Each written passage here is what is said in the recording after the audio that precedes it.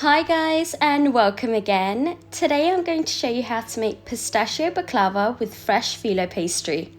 For all of you who are wondering why would you make it yourself when you can get it at the shops? Well, I got a message from someone requesting it because they can't find it where they live.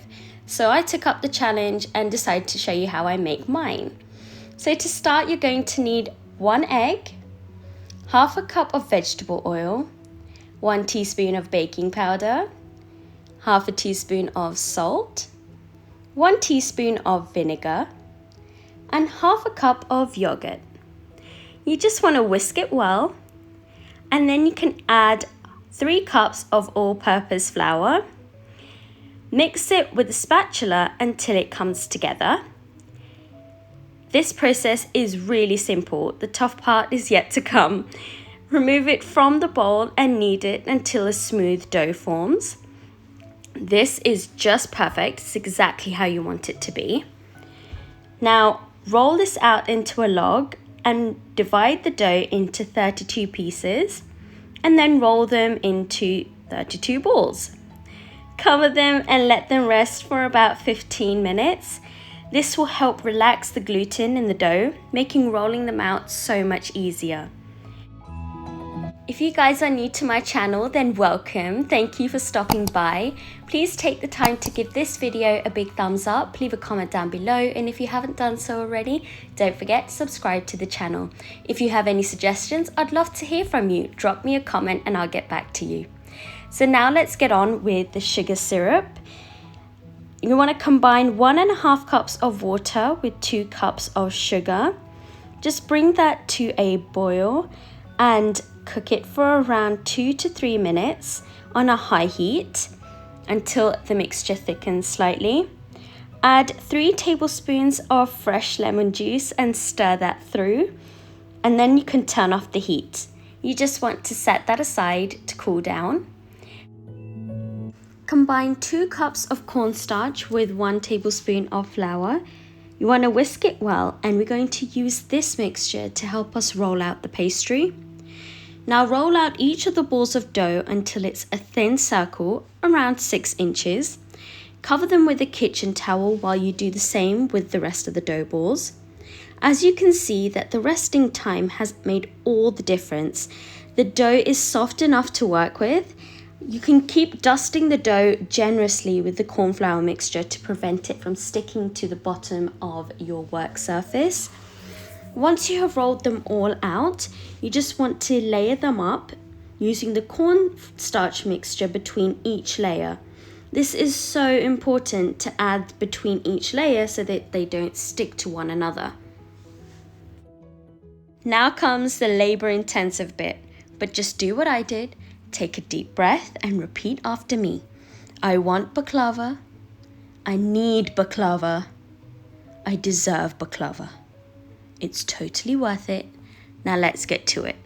Use the corn flour mixture between each layer and begin layering all of those delicious layers up into one huge pile. I know it looks quite daunting, but trust me, it's totally worth it. Now we're going to use a rolling pin just to roll these out. This method actually helps us create the really thin layers without actually having to roll them out as thin ourselves. I used a rolling pin to just help me press out the middle part because the middle is always thicker than the edges. And just keep turning the pastry as you go so it doesn't stick to the bottom. If you feel like it is sticking, you can add more corn flour mixture.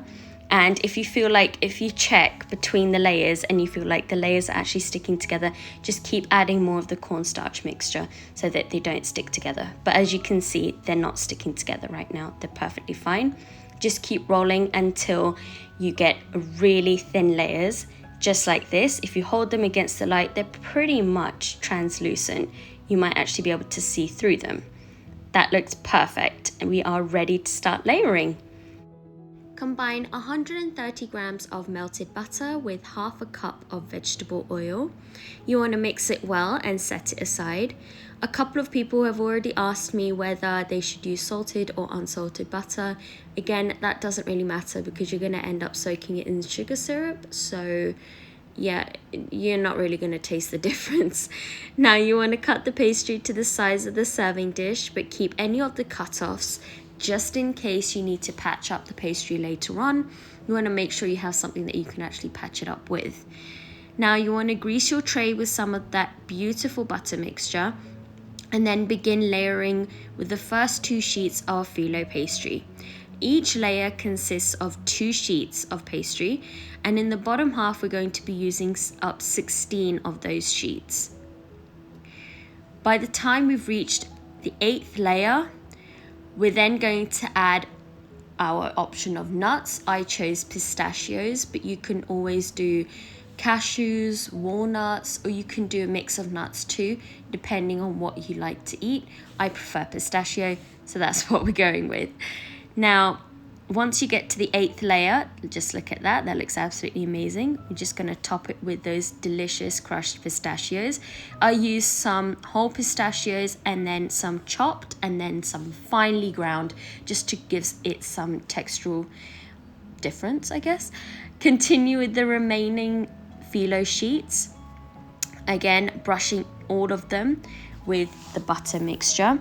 This butter mixture will help create those really beautiful, crispy and crunchy layers. Once you've done layer number 16, you want to top the baklava with the remaining butter and oil mixture. Brush it to all of the edges. This will help get that even golden crust on top after baking. Now you want to cut the baklava into slices like so, into sort of diamond shapes. Then you want to bake them at 180 degrees Celsius for around 30 minutes until nice and golden brown, just like this. Allow the baklava to cool to a warm temperature, and then you can top it with the sugar syrup. If you top it while it's still hot, the baklava will lose that crunch and it will become soggy, and that's not what you want. Top it with lots more pistachios and serve it once cooled to room temperature. Thank you for watching, everyone. I hope you liked this video. Don't forget to give it a big thumbs up, leave a comment down below, and if you haven't done so already, don't forget to subscribe to the channel. Much love and have a good one. Bye.